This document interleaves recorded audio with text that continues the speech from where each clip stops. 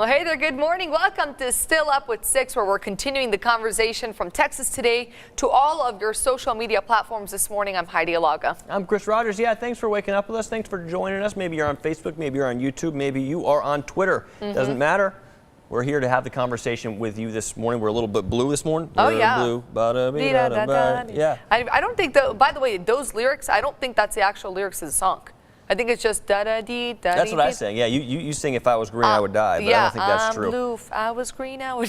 Hey, good morning, Sandra. Good morning to you, Dennis. Good morning, Thomas. Hello, Heidi and Chris from a rainy part of England. Well, good morning to you. It is not rainy here. It is very warm, though. So we're going to have to get Megan in at some point over the next couple of days to talk about that rain we're seeing and also the temperature over the weekend. But right now, let's talk about our talker of the day. Certainly, many of you will have something to say about this. Oh, yeah. We're talking racial profiling. So this is in the wake of kind of a controversy. The singer SZA, I think that's how you pronounce it. SZA?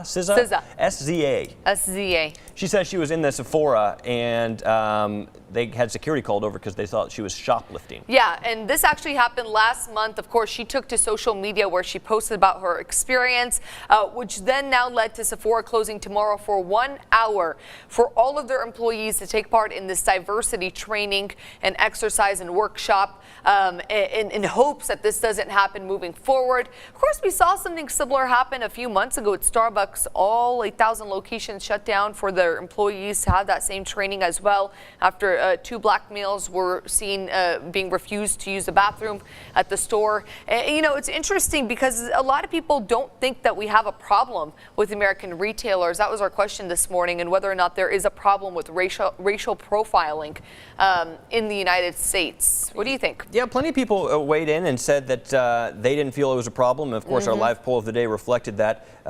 Dennis says companies have the right to watch who they want. Yeah, I think that, you know, there's certainly, I can't relate, right? Because I'm not a racial minority, so I've never been in that situation. But certainly on a case-to-case basis, you know, what was the behavior that sparked this? If she was just walking around like a normal shopper, minding her own business, and all of a sudden they called attention to her for some reason, that does seem problematic. But if there was something that sparked them to think something strange is up here, maybe that makes sense to get them called over. Yeah, you know, it's one of those things where maybe you never know what happened because you weren't there. You know, none of us were there when SZA had this incident happen. Maybe she felt that she was being victimized, and maybe she wasn't doing anything that was sketchy in her opinion.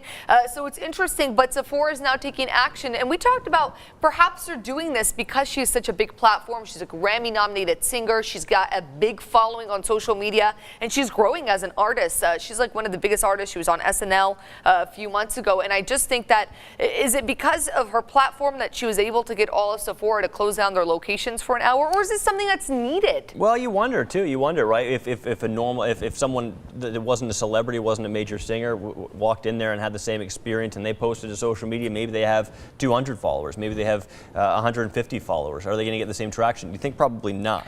Not just that, but I think the negative impacts from somebody with a bigger platform are drastically more hurtful for the company than, you know, somebody with 200 followers. So what, you and all 200 of your followers don't end up going to Sephora. You switch to Ulta, you switch to, you know, MAC. And it's just interesting because that does hurt the brand at the end of the day when you have someone as big as her saying, hey, I've been racially profiled? Yeah, I think that certainly, to me, it does seem like a publicity stunt, right? Not for SZA, but for Sephora. You know, and I think that we saw the same thing with Starbucks. Is there any real effective change taking place, or is it just so that the company can say, yeah, we're taking care of it? Now, let's look what people are saying right now. Good morning to you, Teresa.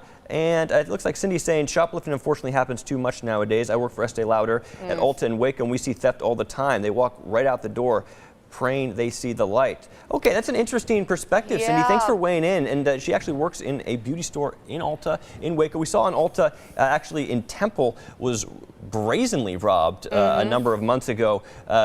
2 young ladies gathered a bunch thousands of dollars of things and just walked right out the door. It happened in an Ulta location here, and I wonder if that's widespread, and maybe some of these beauty stores are more high alert than other retail stores because it is so easy to take those items. It really is so easy, and it's one of those places where yes, they do have sensors, but there's just so many little products that you can just toss in your purse or even in your bag after buying stuff. You can go back and put more stuff in your bag, and it's unfortunate because of how small the items are and how easy it is to access access them. And they don't have a lot of things locked up. They only have the really expensive stuff locked up in those beauty stores. So maybe that was the case. Maybe the situation unfolded the way it did because stores like Sephora, Ulta, other Estee Lauder, other L'Oreal, other brands are on high alert. Yeah, and I think Cindy can probably attest to this as well. When you have a situation like that, it was something we talked about with the Ulta robbery in Temple, employees can't do a whole lot about it, until they walk out of the store. And it looks like in this situation, they maybe saw something that they didn't, that they kind of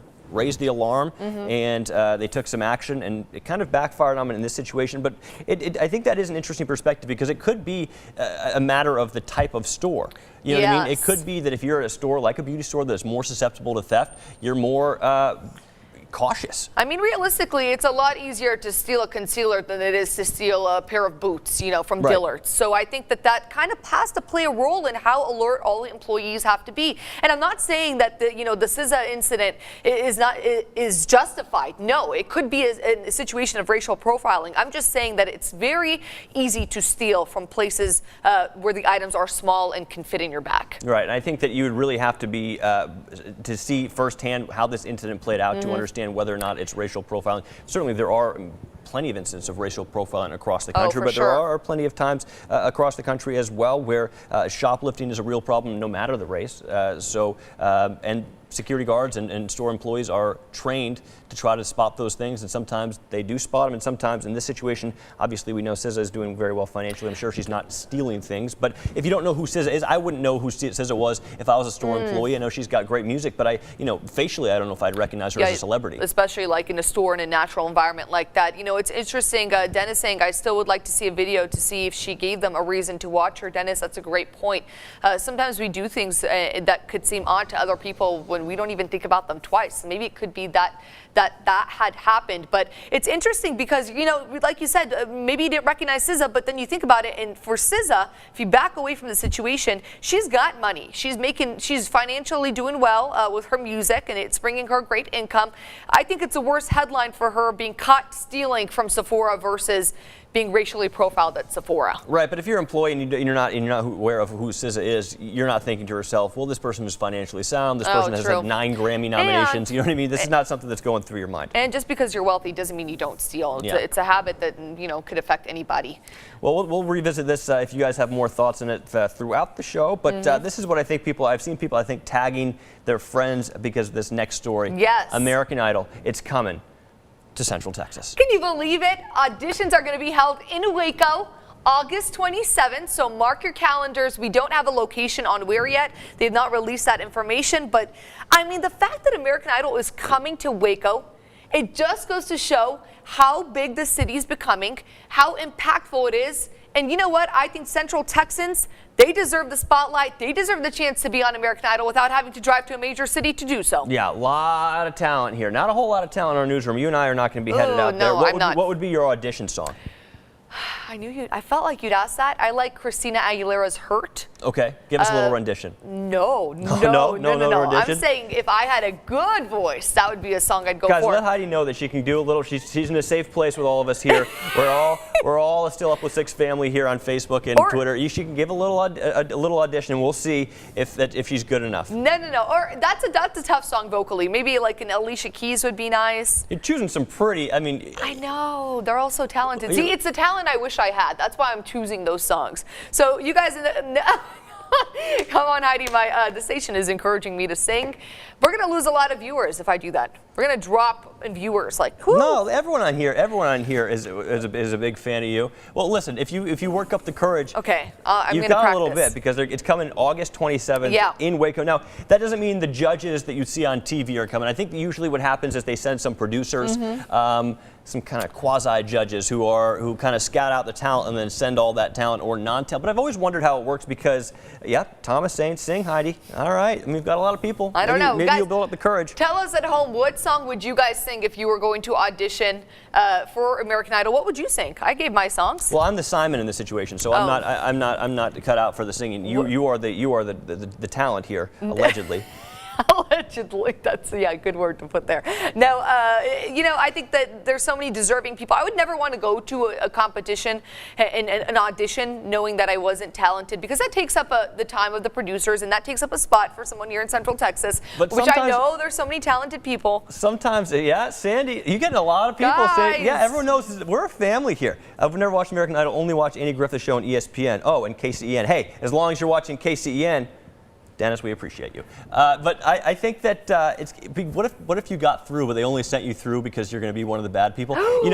Every year they have people who are convinced they're unbelievable, right? They're like, I'm the next star. And they pick them because it's good television. It's good television, and then they say, no, you guys are awful, and then the cameras. Imagine the cameras following you out, like, I thought this was my moment. Leave me alone. Pushing the cameras. The thing is that there would be a part of me that I think I would, if I got through, I would be convinced. Who's doing the commenting on our KCEN page? Don't let Chris Will use a teddy bear. I'll have some words with our digital director right after the show. Go ahead and sing. Speaking of digital director, our manager, Leah, amazing singer. That was her career before she joined the journalism world, and I think that she needs to audition. Yeah, she's unbelievable. Wow. She's very good. I wish we could bring her in here to sing, because that's a much more enjoyable voice than mine. Good morning, Martin. Good morning, Tanisha. Tanisha says that's me. I think she was referring to the person that thought maybe they were really good, and they show up to the audition and Simon tells them they're terrible. So we've got 4 more minutes here on the show. We're hoping that Heidi works up enough courage to get a little voice. What if we did a sing-along together? Let's go as a duet. We're an anchor team. Does Simon ever sing along with the auditioners? You're not Simon. I am Simon. Everyone knows I'm Simon. I think what we need to do is we need to practice a duet song, and maybe if we're good enough, we might audition. We have a couple of months here. Yes. August 27th. For people who are just joining us, August 27th, Waco, Texas, American Idol auditions. Dennis says, if you're really that good at singing, you don't need a middleman show like AI. Dennis, tell that to Carrie Underwood, my friend. That is true. There's so many great comments here, so continue joining in our conversation and tell us what song you guys would sing. I know I threw Christina Aguilera out there, but I don't know. I think you're regretting that decision. I am. I really am, especially because I'm trying to imagine me singing it for everyone at home right now. Maybe an easier vocal, like a Jessica Simpson or a... I can let my head down. Oh, here she goes. I can say anything crazy. Catch me right before I hit the ground. All right, I'm going to stop right there. That's a no for me. Great accent. Yeah. That was my Simon impression. I feel like Paula would give me a... You think she would? Yeah. Well, the unfortunate for you, and maybe fortunate, that both... who are the judges now? Luke Bryan, yeah, Katy Perry, and Lionel Richie. And then Ryan Seacrest still the host, as he has been. Yeah, Ryan Seacrest has been doing that for a long, long time. Yeah. You're getting requests. Sing a line from Metallica's One. I don't know if that's in your wheelhouse. You do a little Jessica Simpson, then you're going to do a little Metallica. That would be a pretty diverse talent range. I will say the Jessica Simpson was I had more courage.